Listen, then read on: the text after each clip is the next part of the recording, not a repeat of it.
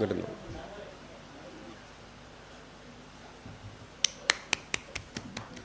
എല്ലാവർക്കും നമസ്കാരം. ഈ പരിപാടിയിലേക്ക് എന്നെ വിളിച്ച എല്ലാവർക്കും ഹൃദയം നിറഞ്ഞ നന്ദി രേഖപ്പെടുത്തുക.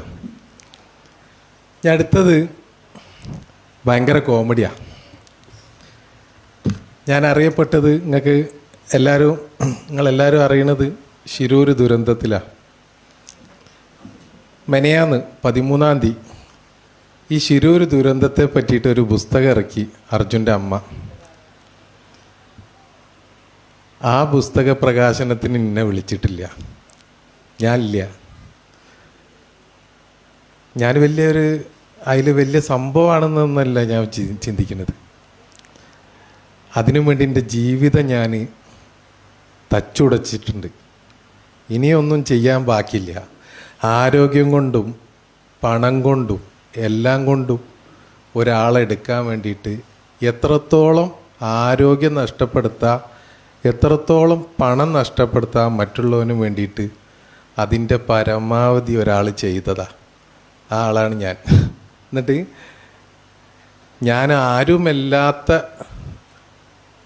ഞാൻ ഒരു പ്രാധാന്യമില്ലാത്ത ഈ ഷെരീഫ തങ്ങൾക്ക് അവരുടെ പുസ്തകത്തിന് ഞാൻ വേണമെന്ന് നിർബന്ധം. അതേ ഭാഗത്ത് ഞാൻ എല്ലാം ആയിട്ട് പോലും ആ പുസ്തക പ്രകാശനത്തിന് എന്നെ വിളിച്ചിട്ട് പോലുമില്ല. അപ്പോൾ ഇതാണ് സമൂഹം. ഞാൻ അതിനു വേണ്ടിയിട്ട് അവിടെ പോകണമെന്ന് അങ്ങനെ അതിയായി ആഗ്രഹിച്ച് അങ്ങനെയൊന്നുമില്ല. പക്ഷേ ഞാൻ വ്യത്യാസം മനസ്സിലാക്കുകയാണ്. ഷെരീഫ തങ്ങളും ഞാനും തമ്മിൽ അങ്ങനെ ഭയങ്കര ദീർഘമായ ഒരു ബന്ധം ഇല്ലായിട്ട് പോലും അവരുടെ പുസ്തകത്തിൻ്റെ പ്രകാശനത്തിന് വരണമെന്ന് നിർബന്ധിച്ചിട്ട് ഞാൻ വന്നതാണ്. പക്ഷേ അതേ സ്ഥാനത്ത് ഞാൻ ഉണ്ടാക്കിയെടുത്ത ഒരു പോരാട്ടം, അതിലൊരു സംശയവുമില്ല. ആ പോരാട്ടം നിങ്ങൾ സോഷ്യൽ മീഡിയയിൽ നോക്കിയാൽ മതി. 4 പേജിൽ 4 വരികളിൽ ഒതുങ്ങേണ്ട കർണാടകയിൽ അപകടം, ഒരു ലോറി ഡ്രൈവർ, മലയാളിയായ ഒരു ലോറി ഡ്രൈവർ കാണാതായി.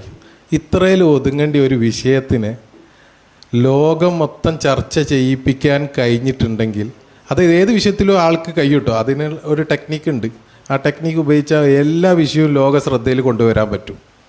ഞാൻ ആ ടെക്നിക്ക് അറിയുന്ന ആളാണ്. ധർമ്മസ്ഥല വിഷയം ലോക ശ്രദ്ധയിൽ നമ്മൾ കൊണ്ടുവന്ന് അത് ഇന്ന് തെളിഞ്ഞ് ഇങ്ങനെയാണ് കൊലപാതകങ്ങൾ ഉണ്ടായതെന്ന് ഒരുപാട് ആൾ കൊല ചെയ്യപ്പെട്ടെന്ന് നമ്മൾ പറഞ്ഞപ്പോൾ കളിയാക്കിയ ആൾക്കാർ അവസാനം ഇപ്പോൾ തെളിഞ്ഞപ്പോൾ ആരുമില്ല. അതേമാതിരി ഒരു ഡ്രൈവറെ 4 വരിയിൽ ഒതുങ്ങണ വിഷയത്തെ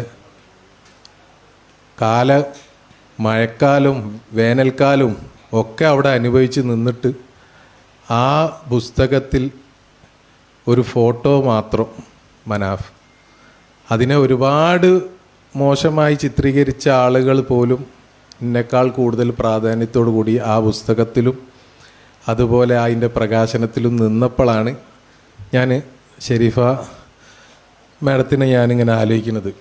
അതുകൊണ്ട് ഈ പുസ്തകത്തിന് എല്ലാ വിജയാശംസകളും നേരുകയാണ്.